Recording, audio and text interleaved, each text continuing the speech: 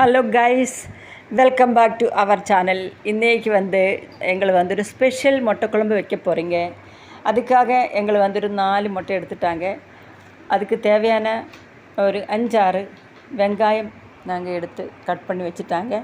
அதுக்கு வெங்காயம் கட் பண்ணி வச்ச காமிக்கலை, ஏன்னா டைம் ஆச்சு, பிரேக்ஃபாஸ்ட்டுக்கு டைம் ஆயிடுச்சு. அதுக்கு நம்மள ஒரு தவை எடுத்து கேஸில் பற்ற வச்சுட்டாங்க. தேவையான அளவுக்கு எண்ணெய் ஊற்றி அதில் கடுகு, வரமிளகாய், கறிவேப்பிலை எல்லாம் போட்டு, அதுக்கப்புறம் நம்மளை பெரிய வெங்காயம் கட் பண்ணி போட்டு அது மிக்ஸ் பண்ணிகிட்டு இருக்காங்க. அதுக்கப்புறம் நம்மளுக்கு தேவையான அளவு உப்பு போட வேண்டும். உப்பு போட்டிருக்கு. இனி நம்மளுக்கு கொஞ்சம் மிக்ஸ் பண்ணி கொடுக்கணும். அது கொஞ்சம் கவர் பண்ணி வைக்குங்க. ஏன்னா அப்போ தான் அந்த வெங்காயம் நல்லா வேக வைக்கும், வெந்துருவாங்க. இனி நம்மளுக்கு இந்த மொட்டை நம்மளுக்கு அந்த தோடு மாற்றி வைக்கலை. அப்புறம் பார்த்திங்களா, இப்போ நான் இந்த மஞ்சத்தூள் மஞ்சள் தூள் இந்த வெங்காயம் நம்மளை போட்டுக்கல, அதோட கொஞ்சம் டைமுக்கு அப்புறம் தான் கொஞ்சம் மஞ்சத்தூள் போட்டாங்க. இப்போ மஞ்சத்தூள் போட்டு வெங்காயம் பாதி அதுக்கு மேலே வெந்துருச்சு. அப்புறம் மொட்டைத்தோடு எல்லாம் எடுத்து அது நம்மளை என்ன பண்ணணும், நீங்கள் பாருங்க, இந்த மொட்டை நம்மளை அந்த தோடு எடுத்ததுக்கப்புறம்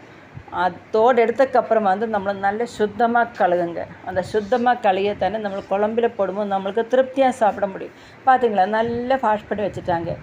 பாரு, கொஞ்சம் கூட அழுக்கே கிடையாது. ஏன்னா நம்மளை சுத்தமாக க்ளீன் பண்ணி அந்த அளவுக்கு வைக்கணும். இனி பாதி வேவோடு ஆயிடுச்சு, வெங்காயம் எல்லாம் வெந்துருச்சு.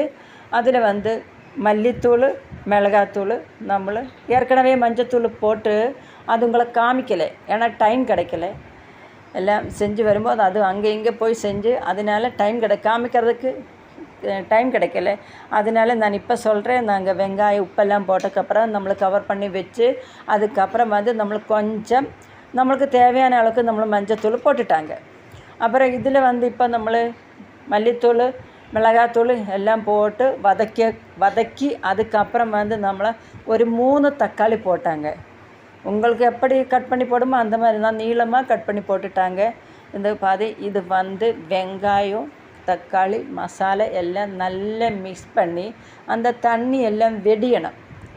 தண்ணி எல்லாம் போட்டால் தண்ணியெல்லாம் வெடிஞ்சதுக்கப்புறம் தான் இந்த குழம்புக்கு ஒரு வெரைட்டி டேஸ்ட்டாக இருப்பாங்க. அப்புறம் 2 டம்ளர் தண்ணி தாராளமாக நம்மளுக்கு ஊற்றலாம். ஏன்னு வச்சுக்கோ, இந்த தக்காளி, வெங்காயம் எல்லாம் நல்லா வெந்துட்டாங்க. நல்லா வெந்துட்டோன்னா இந்த தண்ணி நம்மளுக்கு 2 டம்ளர் தாராளமாக ஊற்றி தேவையான அளவுக்கு நம்மளுக்கு கிரேவி கிடைக்கும். இந்த கிரேவி கிடைச்சா அது நம்மளுக்கு சப்பாத்திக்கு நல்லா ஊற்றி நம்மளுக்கு சாப்பிடலாம். பார்த்துட்டிங்களா எவ்வளோ இருக்குது இந்த கலரு? அந்த அளவுக்கு அந்த மொட்டை குழம்பு டேஸ்ட்டாக இருப்பாங்க. அதுக்கப்புறம் அந்த கிரேவி கொதிச்சு அதுக்கப்புறம் மொட்டை நம்மளை சுத்தமாக கழுவி வச்சுருக்கல, அந்த மொட்டை நம்மளை இந்த கிரேவிக்குள்ளே போட்டுட்டாங்க. இது இதில் வேறு எல்லோரும் இதில் இதில் பூண்டு, இஞ்சி போட்டுட்டாங்க. இதில் இது 2மே போடவே இல்லை. ஏன்னா அது போடலான்னு நல்ல டேஸ்ட்டாக இருப்பாங்க. ஏன்னா இது இதில் நம்மளை என்ன பண்ணால் அந்த மொட்டை சக்தி மசாலா மொட்டைத்தூள் இருக்குல்ல, அது கொஞ்சமாக போட வேணும். கொஞ்சமாக போட்டோன்னா அந்த மொட்டை குழம்பு அவ்வளோ டேஸ்ட்டு. ஏன்னா உங்களுக்கு பிடிச்சதுன்னா கொத்தமல்லி போடலாம். நான் கொத்தமல்லியில் போடலை, ஏன்னா எங்கள் வீட்டு இல்லை. அது வாங்க போனோன்னா டைம் ஆகுவாங்க. சரி, அது கடை இருக்குது, அங்கே போனோன்னா டைம் ஆகிடுவாங்க. அதனால வாங்கலை. இன்னொரு நாள் போட்டு காமிக்கிறேன். அப்புறம் எங்கள் வீட்டுக்காரு வேலைக்கு போகிறதுக்கு டைம் ஆச்சு. அவங்களுக்காக ஒரு 4 சப்பாத்தி சீக்கிரமாக செஞ்சு கொடுக்கணும். ஆனால் இப்போ நீ பார்த்துட்டிங்களா, இனி அந்த சப்பாத்தி எப்படி சுடுதுன்னு பண்ண தவா நல்ல சூடாய்க்கப்புறம் இந்த சப்பாத்தி நல்லா ரெடி பண்ணி அந்த தவைக்குள்ளே போடுங்க. அதை ஒரு சைடாக வெந்துருவாங்க. அந்த டைமில் நம்மளுக்கு இன்னொரு சப்பாத்தி ரோல் பண்ணி எடுக்கலாம். ரோல் இல்லை, சப்பாத்தி, அது என்ன சொல்லணும் தெரியல. இன்னொரு சப்பாத்தி நமக்கு ரெடி பண்ணி எடுக்கலாம். இந்த ரோளம் தான் மடக்கி வருதுமில்ல, அதுதான் ரோலு. இதை ரோலு கிடையாது, பரத்தி. அப்புறம் ஒரு ஃபஸ்ட்டு நம்மளிட்டு கொஞ்சம் அந்த சப்பாத்தி ஒரு சைடு ஒரு மினிറ്റ് போലും போட வேண்டாம். அது மறக்க ஒரு தடவை போட்டு அதுக்கப்புறம் திரும்ப இட்டக்கப்புறம் நம்ம நல்ல சுத்தமான ஒரு டவலில் மேலே அமர்த்தி கொடுக்கணும். ஏன் தெரியுமா? அந்த சப்பாத்தி நல்லா வேகணும்.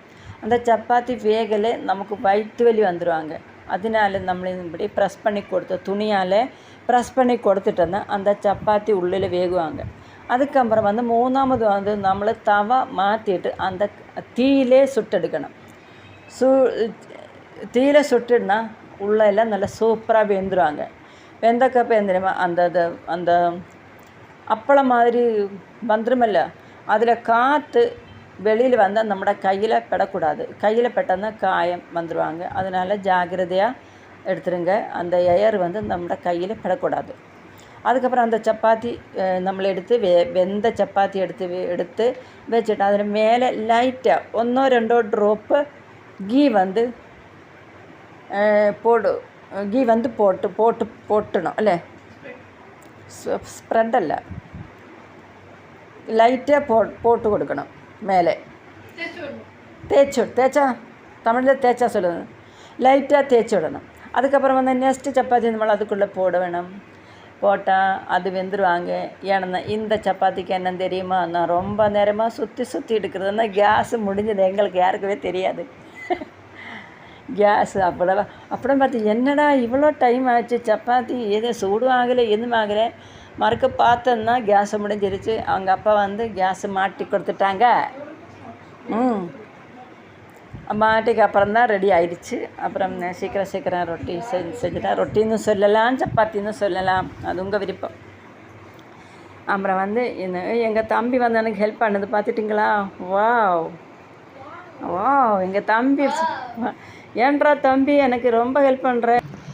எங்கள் தம்பி என்ன ஹெல்ப் பண்ணும்போது எனக்கு திரிச்சு போச்சு. அவனுக்கு நல்ல பசி வருது. அப்புறம் அவனுக்கு நல்ல பசி வந்தால் தான் அவனை ஓடி சமையல் ரூமில் எனக்கு ஹெல்ப் பண்ணுவாங்க. அப்புறம் நான் சமையல் சப்பாத்தி ரெடி பண்ணிட்டு தான் இருக்குது. அப்புறம் பார்த்துட்டிங்களா? அடுத்த சப்பாத்தி எடுத்து இன்னொரு சப்பாத்தி போட்டு லைட்டாக நான் நெய் லைட்டாக போட்டு கொடுக்குது.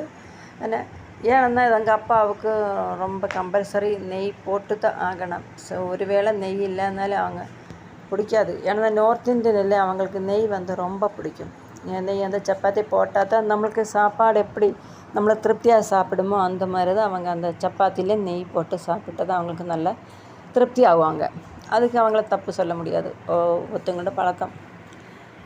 அப்புறம் எங்களோட சப்பாத்தி எல்லாம் ரெடி ஆயிடுச்சு. எல்லா சப்பாத்தியும் செஞ்சு முடிச்சுட்டாங்க. நாங்கள் 5 பேருக்கும் சப்பாத்தி செய்யணுமല്ലോ. ஆனால் எல்லா சப்பாத்தியும் செய்கிறத காமிக்க முடியாது. ஆனால் தான் இந்த வீடியோ லாங்காகி போடுவாங்க, அதனால் அது காமிக்கலை. இனி அவங்க அப்பாவுக்கு சப்பாத்தி கொடுக்கணும். அவங்க அப்பாவோட ஒரு பிளேட் எடுத்து நான் சப்பாத்தி எடுத்து வச்சுட்டாங்க. அதில் ஊறுகாய், நார்த் இந்தியன் ஊறுகாய் இருக்குது, அது ஒரு சைடில் போட்டு வச்சுட்டாங்க. அவங்க அப்பாவுக்கு முட்டை குழம்பு எடுத்து வச்சுட்டாங்க. இனி என்ன அவங்க அப்பாவுக்கு எடுத்து கொடுக்க வேண்டியதாக இருக்குது. இனி எல்லாம் சமையல் ஆச்சு. இன்னும் டிஃபினு எல்லாம் பசியோடு இருக்குது. சரி, இனி நம்மளுக்கு அப்பாவுக்கு சப்பாத்தி எடுத்து கொடுக்கலாம். இந்த பாருங்க, எங்கள் சப்பாத்தி எல்லாருக்கும் பிடிக்கும். அப்போது இந்த டிஷ்ஷு எல்லாருக்கும் பிடிச்சிருன்னு நினைக்கிறேன். பிடிச்சிருந்தா எங்களுக்கு லைக் பண்ணுங்கள், ஷேர் பண்ணுங்கள், கமெண்ட் பண்ணுங்கள், சப்ஸ்கிரைப் பண்ணுங்கள். நெக்ஸ்ட்டு வீடியோமாய் எங்களுக்கு வந்துடுவாங்க.